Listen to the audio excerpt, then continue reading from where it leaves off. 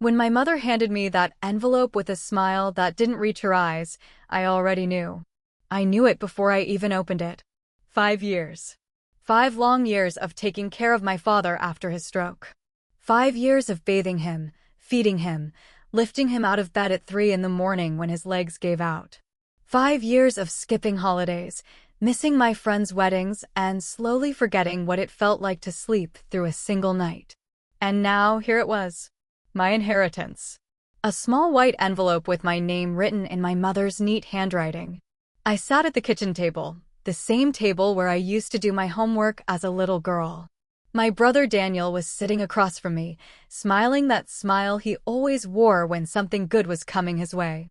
My sister Rachel stood near the window with her arms crossed, the way she always did when she was pretending not to care. And my mother, my own mother, was watching me with the same calm face she used to wear when she was about to say something cruel and pretend it was kindness. I opened the envelope slowly. My hands were shaking, but I tried to hide it. Inside was a single folded piece of paper, and tucked into the fold was a $10 bill. Just one. Crisp, like it had been pulled fresh from the bank that morning.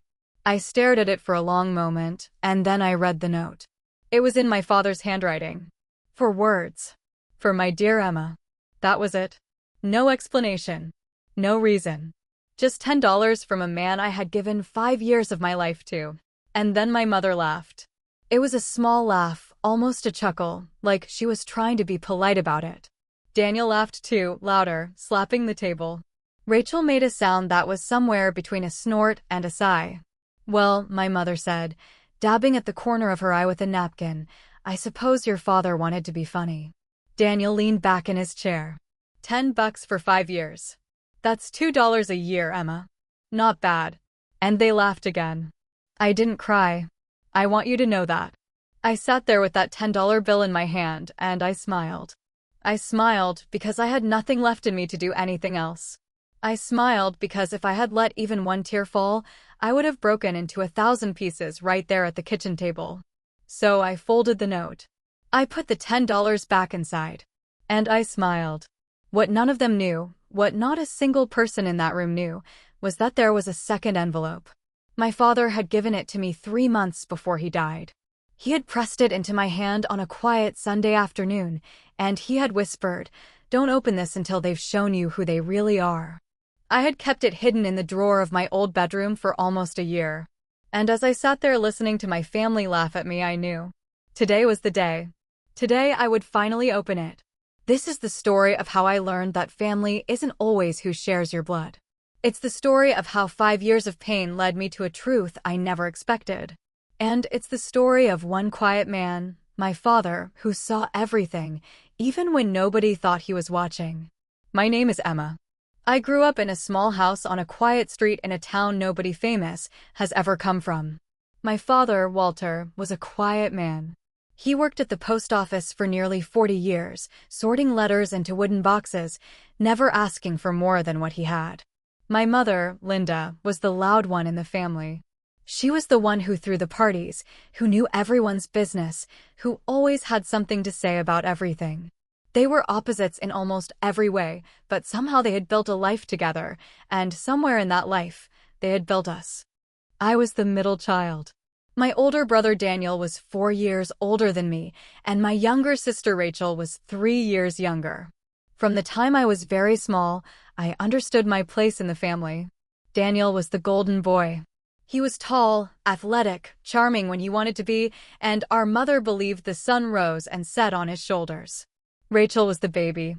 She was pretty and delicate, and our mother treated her like a porcelain doll that might crack if anyone looked at her too hard. And I was the helper. I was the one who set the table without being asked.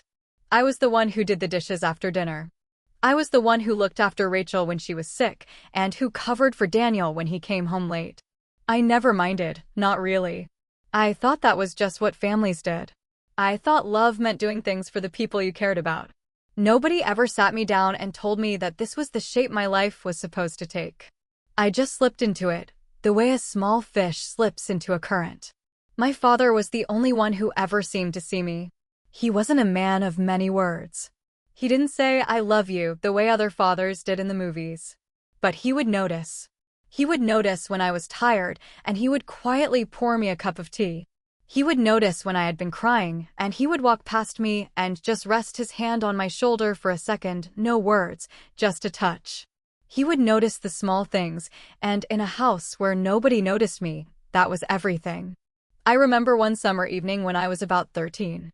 Daniel had broken something of mine, an old music box that my grandmother had given me before she died. He swore it was an accident. My mother believed him without even asking me what had happened.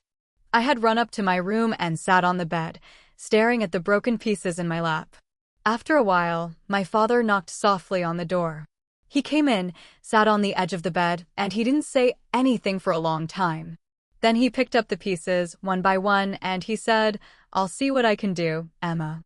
2 weeks later, he handed me the music box, fixed. You could barely even see where the cracks had been. He had spent hours on it in his little workshop in the garage. He didn't make a big deal of it. He just handed it to me and said, "There you go." That was my father. Small acts. Quiet love. The kind of love that doesn't announce itself, but that you remember for the rest of your life. When I was 22, I finished college. I had a degree in nursing. I had worked 2 jobs through school to pay for it because my parents had said they couldn't help, even though I knew, even then, that they had helped Daniel buy his first car and they were already saving for Rachel's wedding that hadn't even been planned yet. But I didn't complain. I was used to being the one who took care of herself. I got a job at the local hospital, and for a few years, my life felt like my own. I rented a small apartment 10 minutes from the hospital. I had friends. I had a boyfriend for a while, a kind man named Thomas, who used to bring me coffee on my night shifts. I thought maybe I was finally going to have the kind of life I had quietly dreamed about. A small, peaceful life. A life that was mine. Then, when I was 27, my father had a stroke. It happened on a Tuesday afternoon. He had been in the garden, the way he always was on Tuesdays, tending to his tomato plants.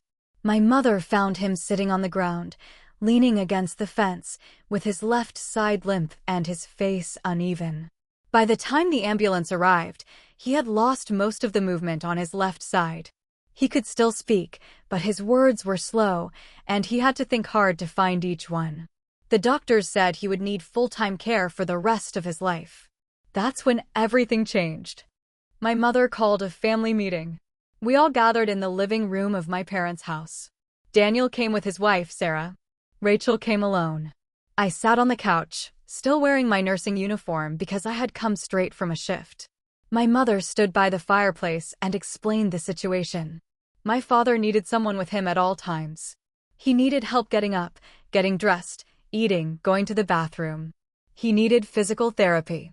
He needed someone who knew what they were doing. And then, slowly, every head in the room turned to me. Daniel spoke first. "Well, Emma, you're the nurse. It just makes sense." Rachel nodded quickly. "I have my classes. I can't really, you know." My mother looked at me with that face she used when she was asking for something she had already decided I was going to give. "Sweetheart," she said, "you're the only one of us who can really do this. And you don't have a husband or children. It would be easier for you. Easier for me. I want you to remember those words. Easier. For me." I should have said no. I want to tell you, sitting here now, that the woman I am today would have said no. But I was 27, and I loved my father, and I had spent my whole life saying yes to this family. So I said yes. I gave up my apartment. I left my job at the hospital because the hours were too long. I took a part-time job at a clinic that paid half as much. And I moved back into my childhood bedroom, into the same small room with the same flowered curtains, and I started taking care of my father. At first, my mother said it would only be for a few months. "Just until he gets stronger, sweetheart. Just until we figure things out." That was the first lie. Or maybe it wasn't a lie. Maybe she really believed it at the time. But months turned into a year. A year turned into 2. And before I knew it, 5 years of my life had passed, and I was still there, still sleeping in that small room, still waking up at all hours of the night to help my father. And during those 5 years, I learned things about my family I wish I had never learned. The first year, I told myself it was going to be okay. I had a routine. I would wake up at 6 in the morning to get my father ready for the day. I would help him bathe, dress, and eat his breakfast. Then I would do his physical therapy exercises with him, the ones the hospital had sent home with us. After that, I would go to my part-time shift at the clinic for hours, sometimes 6. And then I would come home and start all over again. Lunch. More exercises. Dinner. Helping him into bed. My mother was around, of course. She lived in the same house. But she had her routines too. She had her church group on Tuesdays. She had her book club on Thursdays. She had her lunches with her sister, my Aunt Margaret, on Fridays. She had her shopping trips and her hair appointments and her endless phone calls with Daniel and Rachel. And somehow, in all of that, she never seemed to have time to help me with my father. Oh, sweetheart, I can't lift him. You know my back. That was her favorite excuse. Her back. Her back had been hurting for as long as I could remember, but it never seemed to stop her from doing anything she actually wanted to do. It only seemed to hurt when there was something I needed her to do. Daniel came by maybe once a month. He would breeze in on a Sunday afternoon, kiss my mother on the cheek, sit with my father for about 20 minutes while he watched football on the TV, and then leave. He never lifted a finger. He never asked me how I was doing. He never offered to give me even one evening off, just one, so I could go out and breathe. Rachel was worse, in a way. She lived only 30 minutes away, but she came by maybe 4 or 5 times a year. Birthdays. Christmas. Mother's Day. The performance days, my father used to call them. She would arrive in a beautiful outfit with flowers for our mother, and she would sit on the couch like a guest in someone else's home. She would say, "Hi, Dad," to my father, and then she would spend the rest of the visit on her phone. And the strange thing was, I didn't even resent them in the beginning. I really didn't. I told myself everyone was busy. I told myself it was my job, because I was the nurse, because I knew how to do this. I told myself my father was happy that I was the one with him, and that was enough. But then small things started to wear me down. Tiny cuts, the kind that don't bleed much but never quite heal. One evening, after a long day, I was washing the dinner dishes. My mother was sitting at the table, drinking her tea, scrolling through her phone. She looked up at me and said, very casually, "Emma, you should really try to do something with your hair. You're letting yourself go." I stopped scrubbing. I looked at her. I didn't say anything. What was there to say? I hadn't been to a hair salon in 2 years. I cut my own hair in the bathroom with a pair of kitchen scissors. I hadn't bought new clothes since I had moved back home.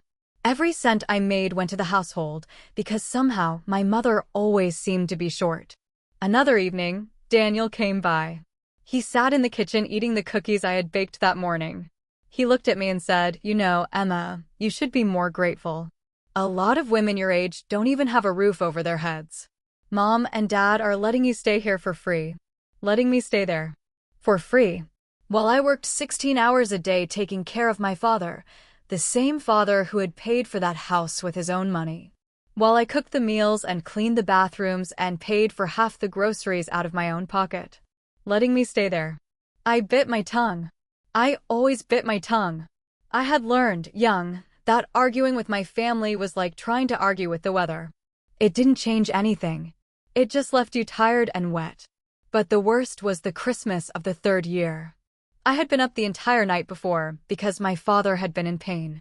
He had cried, my strong, quiet father had actually cried because the medication wasn't working and his leg was cramping so badly.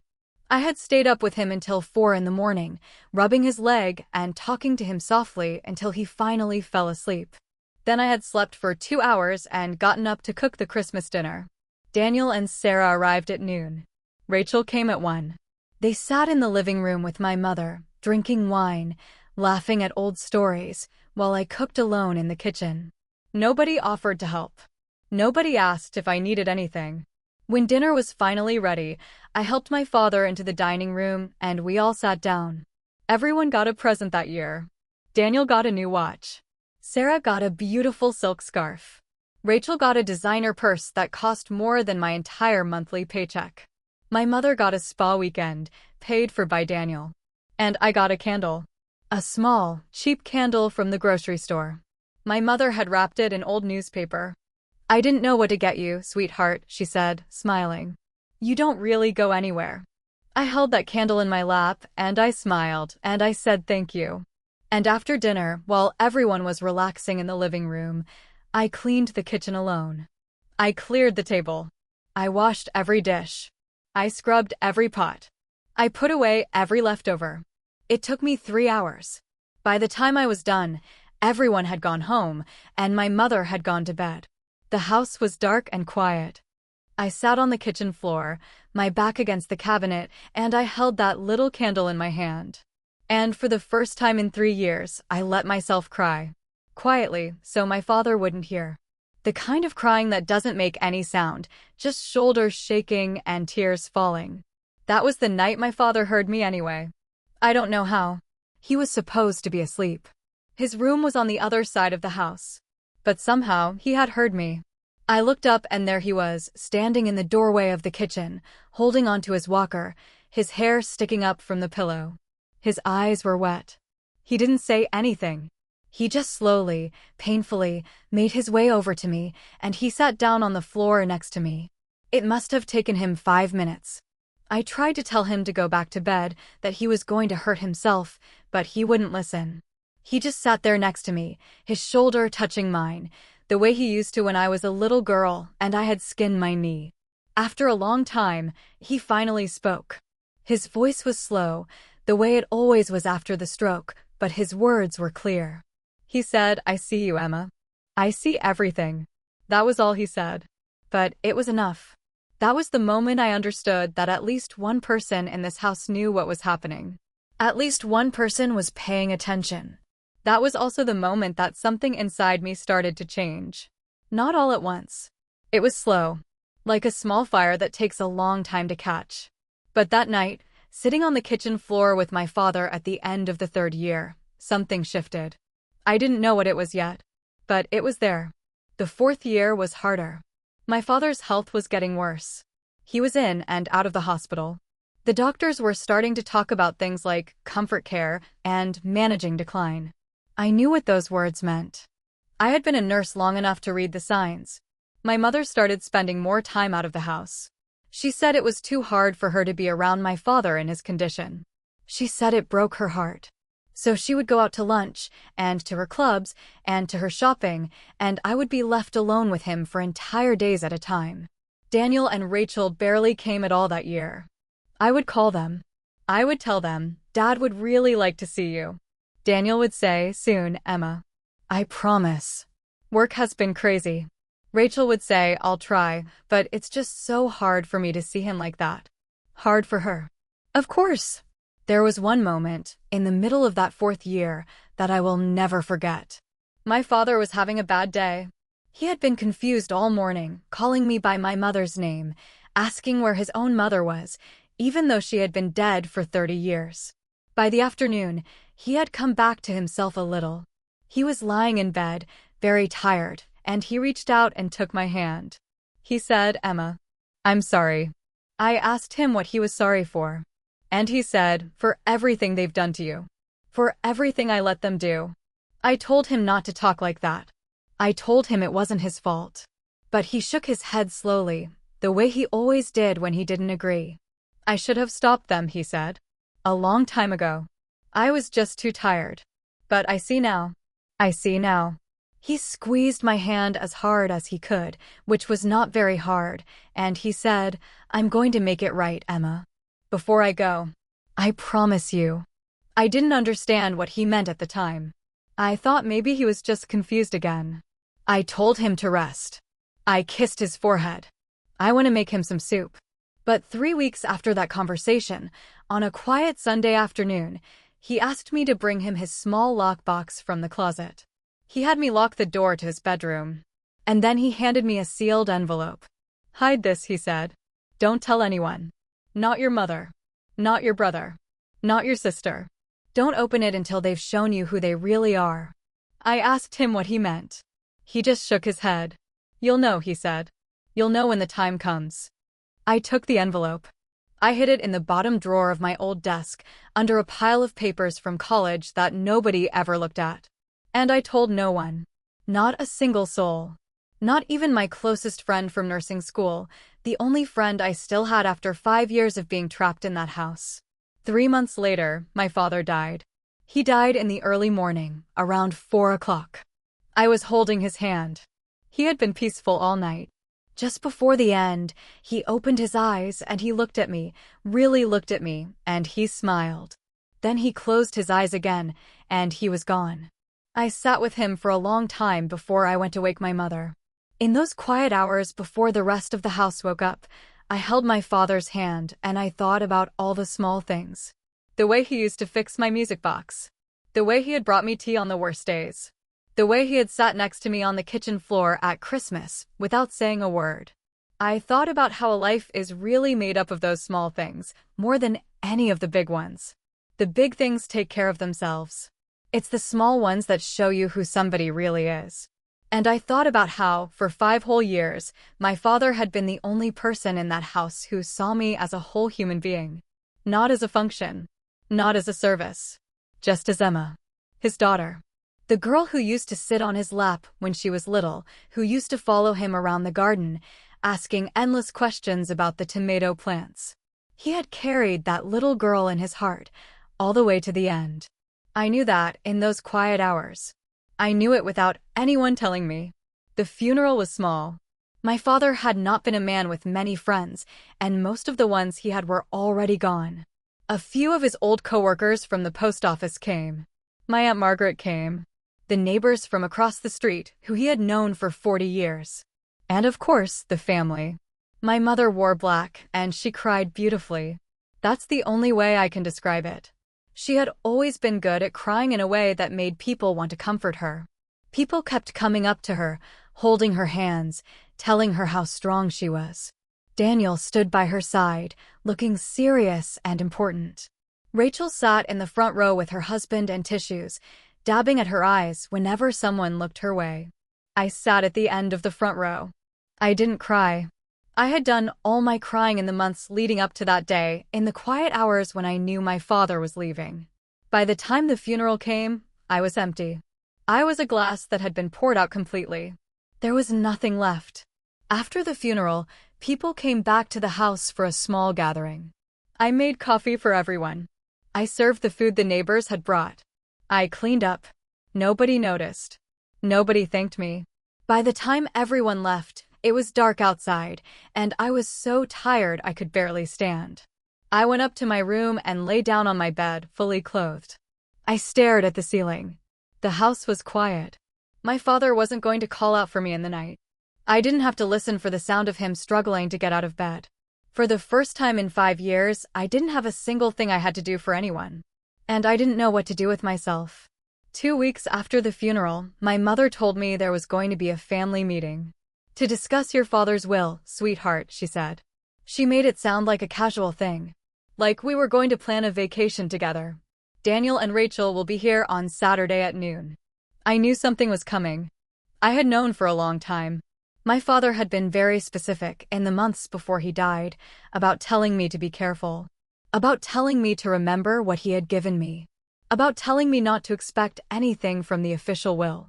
But I had pushed it out of my mind. I didn't want to think about money. I didn't want to think about what was going to happen after he was gone. Saturday came. Daniel arrived first, with Sarah. They were both dressed nicely, like they were going to a business meeting. Rachel came next, by herself. She gave me a quick hug at the door, the first physical contact we had had in months. "How are you holding up, Em?" she asked. But she didn't wait for me to answer. We all sat down at the kitchen table. My mother had a folder in front of her. She opened it slowly.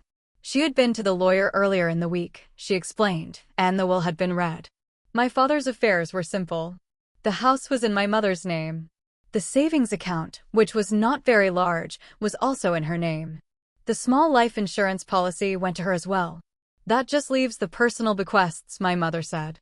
She slid a small white envelope across the table to Daniel. He opened it. Inside was a check. I saw his face change. He smiled. 20,000, he said. For my education, Dad used to say. Everyone laughed, the gentle laugh that families do when someone says something nice about a person who has just died. My mother slid another envelope to Rachel. Rachel opened hers. Another check. 15,000, she said. For the wedding I never had. More gentle laughter. Rachel had been engaged twice and never quite made it to the altar. Then my mother turned to me. Her face was different now. Softer in a strange way, almost amused. And this, she said, is for you, Emma. She slid the envelope toward me. It was so light it could have floated. I picked it up. I opened it. And inside was the note. For my dear Emma. And the $10 bill.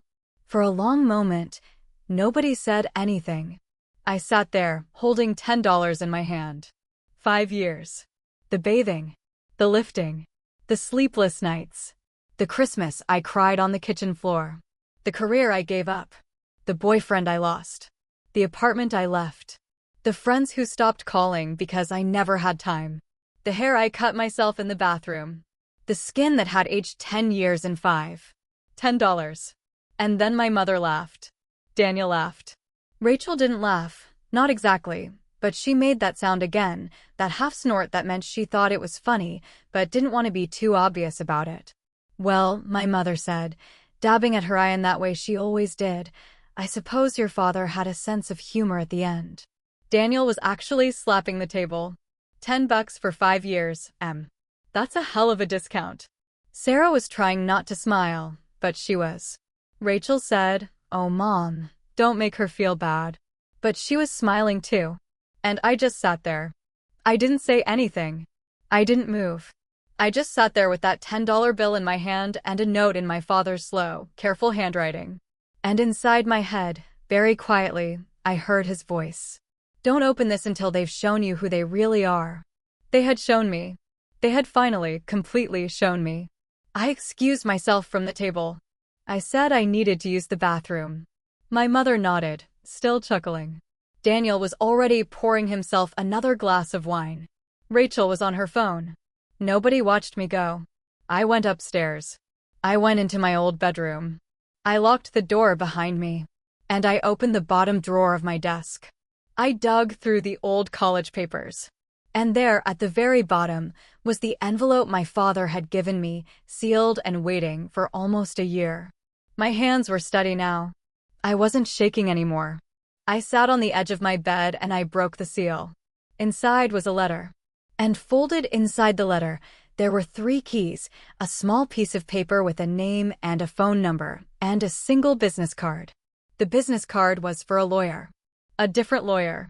Not the family lawyer. A man named Robert Hayes, with an office 2 towns over. And then I read the letter. My dear Emma, if you are reading this, then I am gone and I am sorry. I am sorry that I am leaving you to deal with the people I should have stood up to a long time ago. I am sorry that I did not have the strength, when I had my strength, to make them treat you better. I was raised to believe that a man kept his family together, no matter what, and I let that belief make me a coward. But I am not too late. I am writing this with what I have left in me, and I am writing it with all my love. What your mother and your brother and your sister are about to give you will be nothing. I know this. I have known this for a long time. They have decided, in their hearts, that you are worth nothing to them. That you are the maid, the nurse, the helper. They will give you a token, just enough that they can tell themselves they were fair, and they will laugh, because that is the kind of cruelty they do not even know they are doing. I am sorry. I am so very sorry. But, my dear daughter, listen to me now. The official will is not all of it. Years ago, before the stroke, I started something. I did not tell your mother. I did not tell anyone. I had a small inheritance from my own father, money your grandmother set aside that your mother never knew about. I put it into a separate account in your name. I have been adding to it for 20 years. Every month a little bit. Money from my pension. Money from selling my old fishing boat. Money from the small things I used to do on the side that nobody paid attention to. 20 years, Emma. There is more. The little cottage on Hemlock Lake, the one we used to visit when you were small, the one your mother thinks I sold years ago. I did not sell it. I bought it. I put it in a trust in your name. The 3 keys in this envelope are for the front door, the back door, and the small shed. The cottage is yours.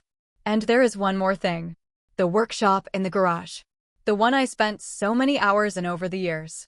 There is a small safe in the floor, under the rug by the workbench. The combination is your birthday backwards. Inside that safe is something your grandmother gave me, that I never sold, that I always knew should one day be yours. Go and see Mr. Hayes, the lawyer whose card I have included. He has been my friend for many years, and he knows everything. He will help you with the paperwork. He has been waiting for you. My dear Emma, you gave me 5 years of your life. 5 years of love that I did not deserve, because I was too quiet, too tired, too afraid to fight for you when you were small. But I want you to know this. I noticed every single thing. Every cup of tea you brought me. Every night you stayed up. Every time you smiled when you wanted to cry. I noticed it all, and I loved you more than I ever knew how to say. You are not the helper, Emma. You are not the maid. You are not the one who is worth $10. You are my daughter. And what I am leaving you is not payment for what you did. There is no payment for that. What I am leaving you is what I always wanted to give you. A door. A way out. A start. Go. Live. Be free. All my love, always. Dad. I read the letter 3 times. By the 3rd time, my hands were shaking, but it wasn't sadness. It was something else. Something I hadn't felt in 5 years. It took me a moment to even recognize it. It was hope. I sat on the edge of that bed in my childhood bedroom, holding 3 keys, a phone number and a lawyer's business card, and for the first time in 5 years, I felt like I could breathe. I did not go back downstairs that day. I stayed in my room until I heard Daniel and Rachel leave. I heard my mother walking around in the kitchen, humming to herself, satisfied with how the afternoon had gone. Eventually, I heard her go to bed. I waited until the house was completely still. Then I quietly packed a small bag. I took my clothes, my old nursing certificate, the music box my father had fixed for me when I was 13, and the envelope. That was all. Everything else I left. I slept in my car that night, parked in the lot of an all-night diner near the highway. I didn't want to spend even one more night in that house. I wasn't angry. That's the strange part. I wasn't angry at all. I just knew that I was done. Something inside me had clicked into place, the way a door clicks when it finally closes. In the morning, I called Mr. Hayes. He answered on the 2nd ring. When I told him who I was, he was quiet for a long moment. Then he said, very softly, I have been waiting for your call for a very long time, Miss Emma. Can you come to my office today? I drove the 2 towns over.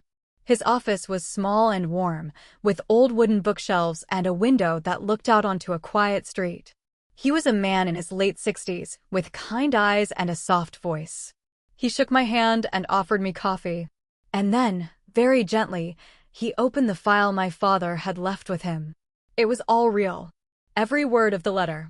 The account my father had been building for 20 years had grown, with interest and careful management, to just over $400,000. The cottage at Hemlock Lake was indeed in a trust in my name, paid off in full, with the taxes and upkeep covered through a small fund my father had also set aside. And the workshop, well, the workshop was still in my mother's house, but the safe inside it, and everything in the safe, was legally mine. Your father was a quiet man, Miss Emma, Mr. Hayes said, but he was a very thoughtful one. He came to me 10 years ago. He said, Robert, I have a daughter who is going to need a way out one day. I want to make sure she has one. We worked on this together for 10 years. He was very specific. He wanted you to find out who your family really was first. He said, and I am quoting him, if they treat her well, then this can just be a happy surprise. But if they treat her the way I am afraid they will, then I want her to know that she does not need them. I started to cry then. Quietly, the way I always cried. Mr. Hayes handed me a tissue without saying anything. He gave me time. He understood. After a long while, he pushed a small stack of papers across the desk. There are some things you will need to sign. And then there is the matter of the safe. We will need to retrieve that. Your mother does not have a legal right to refuse you access, but it might be easier to do it with a witness present. 2 days later, Mr. Hayes drove with me back to my mother's house. I had not contacted her since I had left. She must have been wondering where I was, but I doubted she had been very worried. I had been invisible for so long that even my absence was probably invisible to her. She opened the door and her face went from confused to angry in about 3 seconds. "Where have you been?" she snapped. "And who is this?" Mr. Hayes introduced himself politely. He explained that he was there to assist me in retrieving some personal property of my father's that had been bequeathed to me. He showed her the legal paperwork. She read it slowly, her face getting tighter and tighter. "This is a joke," she said.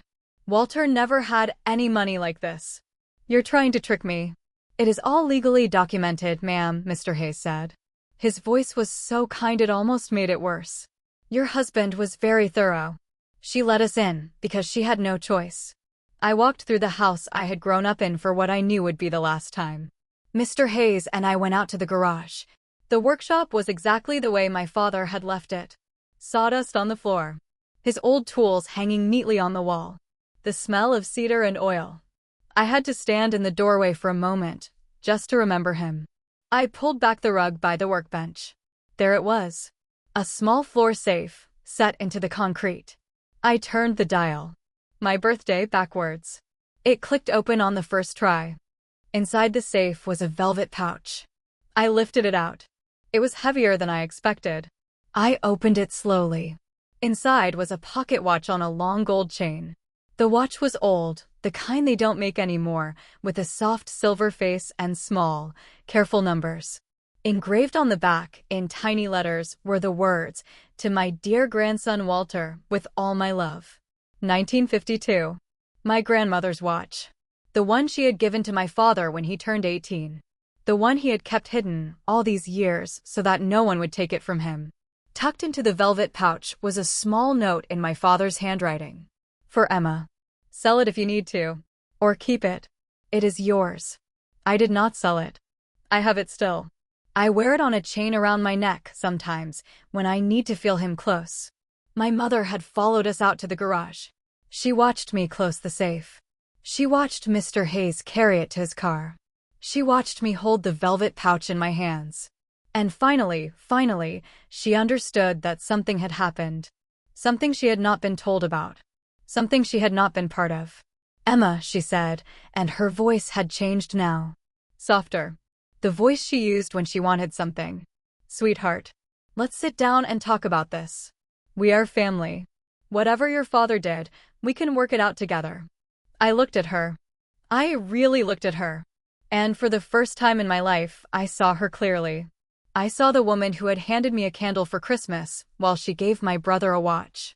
I saw the woman who had said it would be easier for me because I didn't have a husband or children. I saw the woman who had laughed when I opened an envelope with $10 in it. I said, "No, Mom. We can't." That was all I said. I did not yell. I did not cry. I did not make a speech. I just said no. And I walked past her, and I got into Mr. Hayes's car, and we drove away. The drive to the cottage at Hemlock Lake took about 2 hours. I had not been there since I was a little girl. I remembered it only in flashes. The smell of pine trees. The cold water of the lake on my bare feet. My father teaching me how to skip stones across the still surface in the early morning, before anyone else was awake. When we pulled up the long dirt driveway, I almost couldn't believe it was still there. A small wooden cottage with a green door. A little porch with 2 old rocking chairs. A path leading down to the water. It was a place out of a dream. It looked exactly the way I remembered it, only smaller, the way places from your childhood always do. I unlocked the green door with one of the 3 keys. Inside, everything was clean. My father had hired a caretaker over the years, Mr. Hayes told me later. The caretaker had come once a month, every month, to dust and to air the rooms and to make sure nothing had broken. There was a small kitchen, a living room with a stone fireplace, a bedroom with a quilt my grandmother had sewn, and a tiny bathroom. It was just enough. It was everything. On the kitchen table, there was another note. The handwriting was my father's, but older, from years before. "Welcome home, Emma. I hope one day you read this. Make a fire. Put the kettle on. You're safe here." I made a fire. I put the kettle on. I sat in one of the old rocking chairs on the porch, and I watched the sun go down over the lake. I did not cry. I just rocked, slowly, and I let the silence of the trees and the water fill me up. For the first time in 5 years, no one needed anything from me. In the months that followed, I made changes. I got my full nursing license back in order. I took a part-time position at a small clinic in the nearest town, where the people were kind and slow and they knew everyone's name. I started to garden.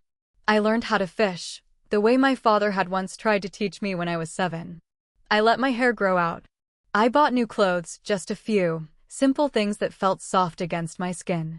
I called Mr. Hayes once a month, and he became, in time, something like a friend. He was the only one who knew the whole story. He never pushed me to do anything I wasn't ready to do. He just listened, and he made sure that my father's wishes were carried out properly. My mother tried to contact me. She called. She left voicemails. The first ones were angry. How dare I leave her? How dare I take what was rightfully family money? How dare I not even attend the small memorial she was planning for the 6-month anniversary of my father's death? I did not respond. Then her tone changed. She started to sound tearful. She missed me. She had been so wrong. She wanted to make it up to me. I had been her favorite child, she said, all along. She had just had a funny way of showing it. I did not respond to those either. I did not have anything left to say. Daniel called once. He left a long voicemail in which he tried to explain that I had misunderstood what had happened at the will reading. That they had only been joking about the $10. That nobody had meant any harm by it. That I needed to grow up and stop being so sensitive. I deleted the voicemail without finishing it. Rachel sent me a long email. She apologized. She said she had been thinking a lot about how things had been growing up. She said she could see now that I had been treated unfairly. She wanted to start over.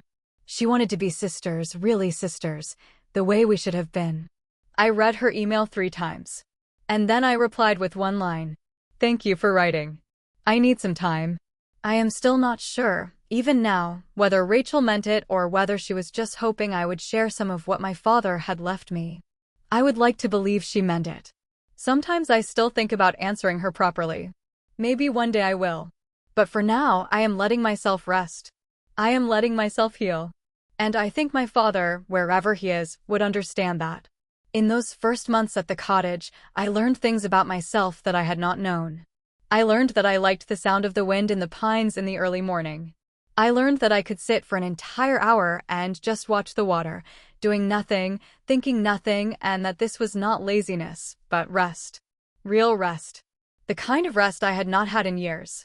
I learned that I had been holding my shoulders up around my ears for so long that when I finally let them drop, it felt almost painful, like a muscle that had forgotten how to relax. I started keeping a small journal. Not every day. Just sometimes, when I had something I wanted to put down. Most of what I wrote was simple. The bread came out well today. The geese came back to the lake this morning. Mrs. Thompson at the clinic told me a joke that made me laugh out loud for the first time in I do not know how long. Small things. The small things that make up a life, when no one is taking that life away from you piece by piece. And I learned to forgive my father. That was the part one had not expected. I had not known I needed to forgive him. He had been the kind one. He had been the one who saw me. But the truth was, he had also let it happen. He had been there, in that house, while my mother gave me a candle and Daniel called me ungrateful and Rachel rolled her eyes. He had been tired, and he had been afraid, and he had not stopped them. He admitted that himself, in his letter. I let that belief make me a coward. Those were his own words. For a while, in those first months, I felt a small, surprised anger about that. Why hadn't he said something all those years? Why had he waited until he was dying to make it right? But the anger never lasted long. Because I knew him. I knew the kind of man he was. He had been raised in a hard time, by hard people, and he had built the only kind of peace he knew how to build. A quiet peace with quiet kindnesses. And in the end, when he had been able to do more, he had done more. He had given me a way out that no one could take from me. That was his apology. That was his amends. And I accepted it. I accepted him, just the way he was. It has been 3 years now since the day I opened that envelope. 3 years since I drove away from my mother's house and stopped being the helper, the maid, the nurse, the daughter who was worth $10. 3 years since I started becoming, very slowly, just Emma. A woman who lives in a small cottage by a lake. A woman who works at a small clinic in a small town. A woman who is finally, quietly, learning what it feels like to be at peace. I think about my father every single day. I wear his watch sometimes, the one his own grandmother gave him, and I run my thumb over the small engraving on the back. I imagine him sitting in his quiet workshop all those years ago, putting a little bit of money away each month, never telling anyone, just believing that one day I would need it. That one day I would need a door. That one day I would need a way out. It still amazes me, sometimes, how much love can hide inside a quiet person. My father never said the big words. He never gave the big speeches. He never told my mother off, or stood up to my brother and sister in any visible way. From the outside, you might have thought he was a man who let his family walk all over him, and over his middle daughter most of all. But he was watching. He was paying attention. He was loving me in the only way he knew how, year after year, in silence. I have learned, in these 3 years, that love is not always loud. Sometimes love is loud, of course. Sometimes love is the parent who fights for you, or the friend who shows up at your door in the middle of the night. But sometimes love is quieter. Sometimes love is a man putting a little bit of money into an account that nobody knows about every month for 20 years. Sometimes love is a key hidden in a safe under a workshop floor. Sometimes love is one short letter that arrives a year too late, but exactly in time. I have also learned that family is not always who shares your blood. I have a family now. The neighbors who bring me jam they have made themselves. The old man down the road who taught me how to chop wood without hurting my back. The other nurses at the clinic who invite me over for dinner on Friday nights. Mr. Hayes, who still calls me once a month, just to see how I am doing. None of them owe me anything. None of them are bound to me by blood. They are simply kind. And kindness, I have learned, is its own kind of family. And what about my mother? My brother? My sister? They are still in that house mostly. My mother had to sell the savings that were in her name, because she had not really been good with money, and the small life insurance ran out faster than she had expected. Daniel, I hear, is going through a divorce. Sarah finally got tired of him, the same way I got tired of all of them. Rachel still emails me sometimes. Short, polite emails. Updates about her life. I write back sometimes. Not always. I am taking my time. I do not hate them. I want you to know that. Hate would be too heavy a thing for me to carry, and I have already carried enough heavy things. I just do not need them anymore. There is a difference. Hate keeps you connected to a person, in a bitter way. What I feel is something quieter. I have let them go. They are still my family by blood, and I wish them well, in a distant kind of way, the way you might wish well to people you used to know. But they are not my home anymore. They are not even close. If you are listening to this, and any part of my story sounds like your story, I want to say something to you. Just one thing. You are not crazy. You are not too sensitive. You are not making it up. If you have a family that treats you like you are worth less than the others, if you have spent years giving and watching them take and take, if you have ever sat on a kitchen floor late at night and cried with a cheap candle in your hand, please, please hear me. You are not the problem. You never were. And there might not be a hidden envelope waiting for you. Most stories don't end the way mine did. My father was a rare man, and the gift he left me was a rare gift. But the door is still there. The door is always there. It just looks different for each person. For one person, the door is a friend who finally listens. For another, it is a job in a new town.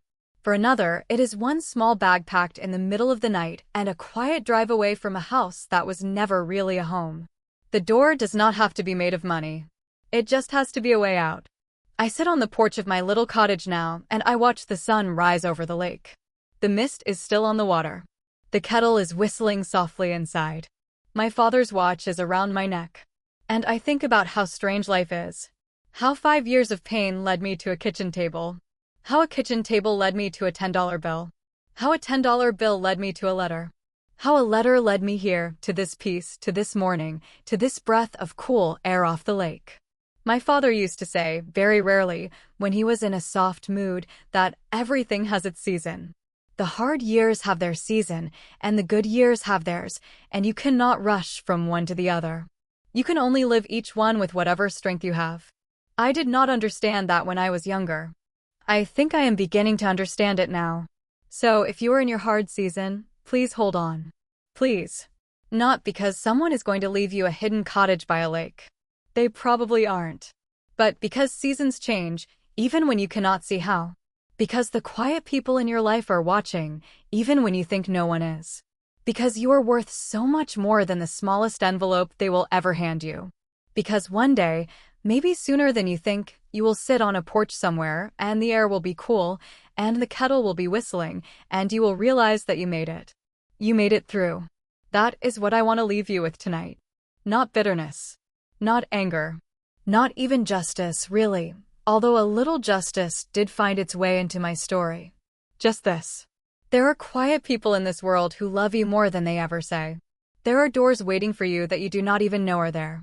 And the love that lasts, the love that matters, is rarely the love that laughs at you across a kitchen table. It is the love that, somewhere, quietly, has been saving a place for you all along. Thank you for listening to my story. My name is Emma. My father's name was Walter. And he saw me all along, even when no one else did. Good night.